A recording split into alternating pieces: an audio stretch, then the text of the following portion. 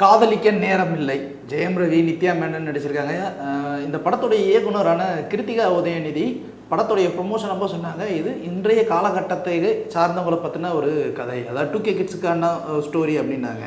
எங்களுக்கு ஒரு சின்ன சந்தேகம் இருந்துச்சு. ஜெயம் ரவி, நித்யா மேனன் பார்க்கும்போது 2K கிட்ஸ் மாதிரியாக தெரியுது, இன்னையே 2K கிட்ஸ்ன்னு சொல்லி ஒன்று சொல்லி வச்சுருக்கீங்க அப்படின்னு சொல்லி ஒரு பலத்த சந்தேகத்தில் தான் போய் அந்த படத்தை போய் பார்த்தோம். கதைப்படி ஒன்றுமே இல்லைங்க. அதாவது குழந்தை பெற்றுக்க வேணாம் அப்படின்னு நினைக்கிற ஒரு ஹீரோ, எனக்கு புருஷன் கூட வேணாம் ஆனால் குழந்தை வேணும்னு நினைக்கிற ஹீரோயின், இப்போது இவங்க 2 பேரும் எப்படி சேர்றாங்க அப்படின்றதான் கதை. கிட்டத்தட்ட இந்த குஷி படத்தில் மாதிரின்னு வச்சுக்கோங்களேன். எங்கேயோ கல்கத்தாவில் இருக்கிற சிவாவுக்கும் குற்றாலத்தில் இருக்கிற ஜெனிஃபருக்கும் கல்யாணங்கிற மாதிரி இவங்க 2 பேருக்கும் இப்படி ஒரு விஷயம்.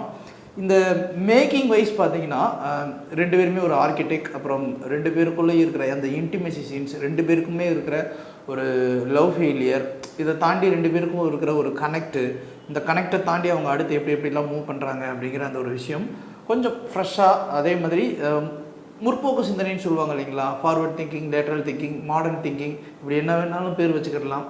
போஸ்ட் மாடர்னிசம் அப்படின்னு சொல்லி பின்னவினத்தோன்னு கூட பேர் வச்சுக்கிடலாம். இது மாதிரி தான் ஒரு ஆங்கிளில் இந்த கதையை அவங்க ரெடி பண்ணியிருக்காங்க இயக்குனர்.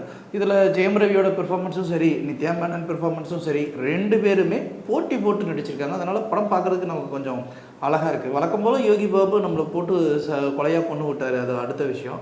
அந்த குட்டி பையன் ஒரு பையன் வருவாப்பில், அந்த குட்டி பையன் ரோல் கொஞ்சம் நல்லா இருக்கும். அது செகண்ட் ஹாஃபில் இன்னும் கொஞ்சம் சூப்பராகவே இருந்துச்சு படம் முழுசும்.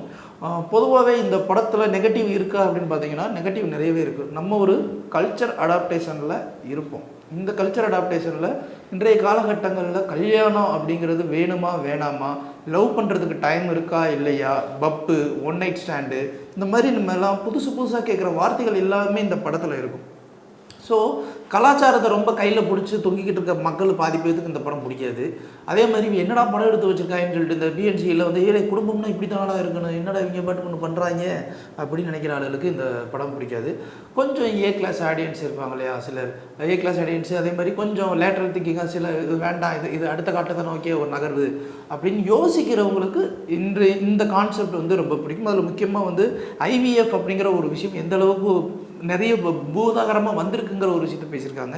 அதற்காகவே கிருத்திகா உதயநிதியோடைய முந்தைய படங்களுடைய கம்பேர் பண்ணி நம்ம பார்க்கும்போது இந்த படம் எவ்வளவோ பெட்டர்ப்பா அப்படின்னு தான் நமக்கு தோணுது. ஏன்னா மற்ற படங்கள்லாம் பார்க்கும்போது ஐயோ அப்படிங்கிற மாதிரி இருக்கும், இந்த படம் ஆஹா அப்படிங்கிற மாதிரி இருக்குது. ஸோ எங்களை பொறுத்த வரைக்கும் காதலிக்க நேரம் இல்லை, ஒரு தடவை பார்க்கலாம்.